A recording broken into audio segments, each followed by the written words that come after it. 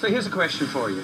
What does Nigel Mansell, And he's world champion. Ayrton Senna, And Senna's the world champion. Damon Hill, And David Hill is world champion. what do they all have in common? Even a David Coulthard. Oh! David Coulthard! Into the pit lane and into the wall. I know you're thinking one of them was clearly too good looking to be a racing driver, but in actual fact the answer is they all started racing in Formula Ford.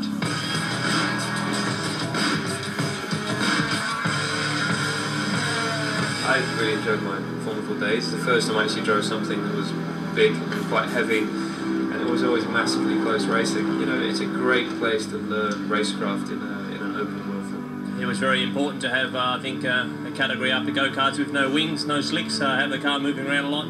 A normal gearbox, so you learn a lot of techniques with heel and toe and driving in the wet and things like that. In the era that I did Formula Ford, it was cut and thrust. It was as close as you'll ever get in a racing car to your other competitors. It's close open wheel racing, and it's you earn your spurs there, don't you? If you look in my generation, I think 7 or 8 of us came out of Formula Ford and went to Formula One. It's not just a case of just getting in and driving fast. You have to be much more complete.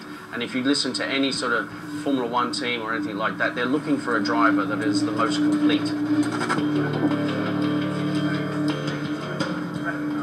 incredible how much motorsport has moved on since I started. I raced Formula Ford in 1989, and it was basically you turned up here as a mechanic, sponsorship, and you went racing. Now they're getting full briefing on how to interact with the team, how to work with the engineers, how to deal with the media.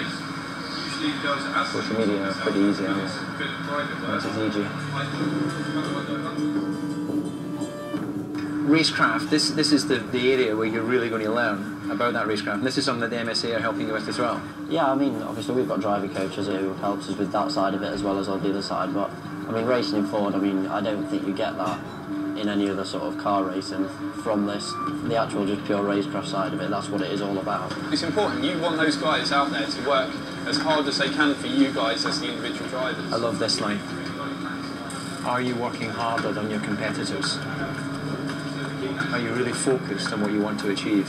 It's a great endorsement of how important it is to serve your time in the lower formulas if you want to be successful in the long term. Yeah, you definitely have to go through the stepping stone. You have to go through the process. You've got to learn racecraft. You've got to learn the mechanics of a car. You've got to learn to work with people. I've been to at least 5 sponsorship workshops with them, and then they actually help you. They always give me references if I want to send any brochures out or anything like that. The standard now is just getting higher and higher, and the guys need to be educated. You know, how do they look after themselves? How do they push themselves? How do they get more out of the car? How do they get more out of the team around them? Formula Ford upwards is where you start, and you know I don't see any guys out there today who are not going to gain something by being in Formula Ford to start their careers. So then it was time to don the race suit, put on the helmet, and roll back the years.